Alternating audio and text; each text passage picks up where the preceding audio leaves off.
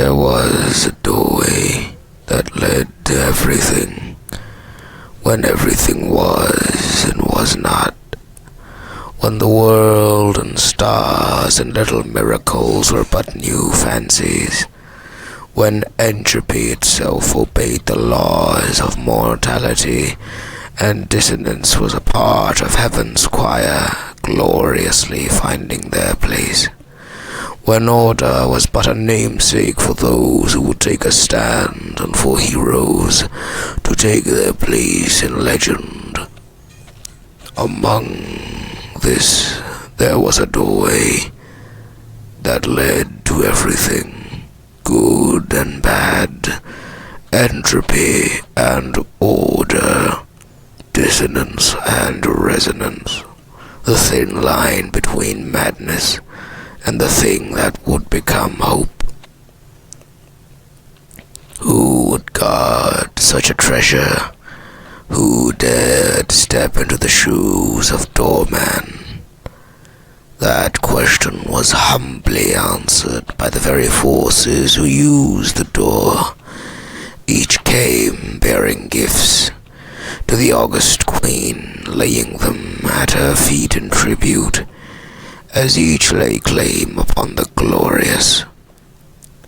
Entropy came with prickly roses and harbored tulips under watchful gaze. Order came with laurels and shining knights, holding steady shields.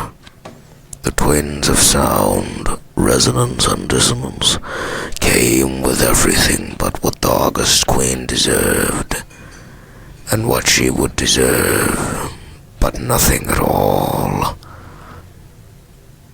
and everything also. They came with trumpeters and mourners, but nothing at all. Finally did her majesty raise a hand from upon her mountain throne, encased in mother of pearls.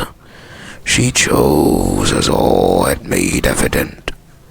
She picked nothing at all, and in the derelict corner of reality itself, where light came to die and where shadows not dared go, for there were greater beasts in that kept darkness, where the laws of her queen found no purchase, where no conquest, no doctrine, or dogma, or law, or rule could be exercised, where no word was found, and if you tried to try and speak anything in order or chaos, it would die upon your lips.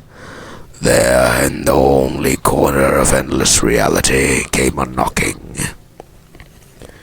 a swirl and hammer thump, a forge and a door to the icy realm.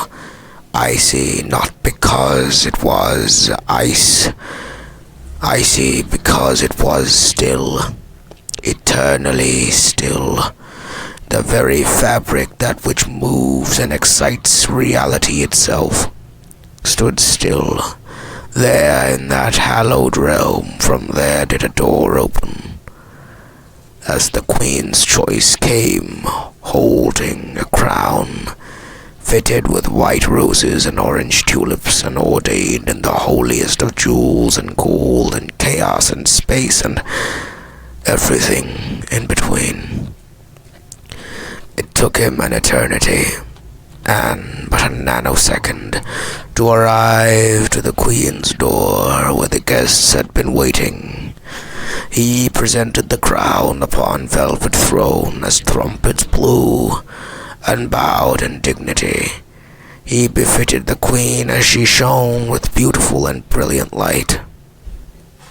"What is your duty, Doorman?" she asked in resonant voice. He replied, "I am to serve my queen." He spoke in order. She looked upon his visage, a crude form, for he was not used to reality.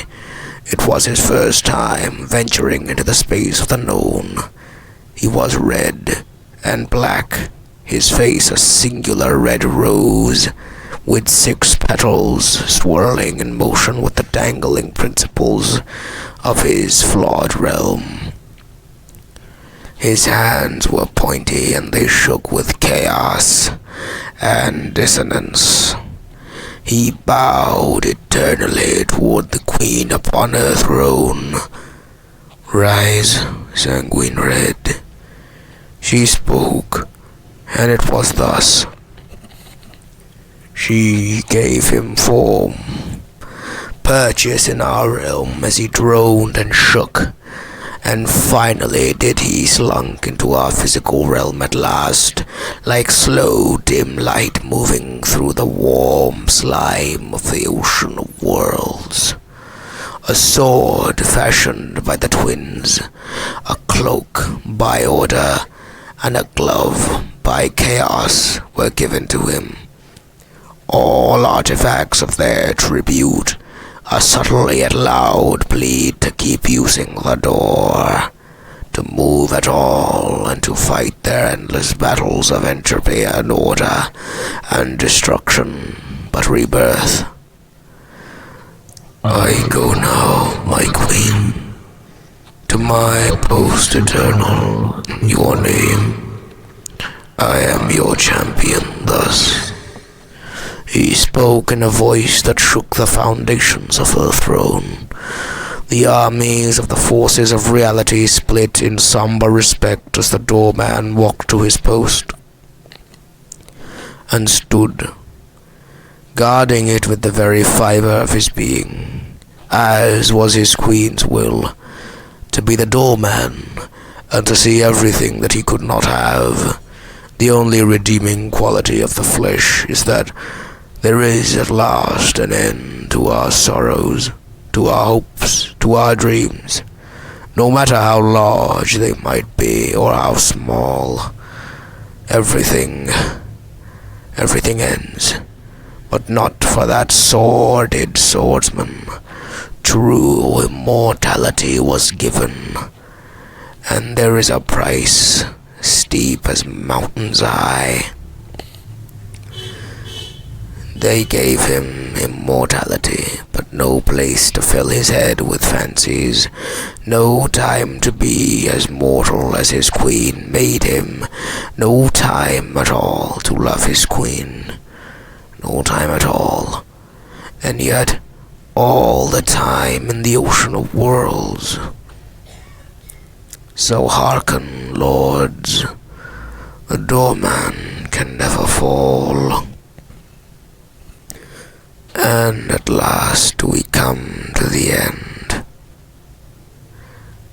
until the humble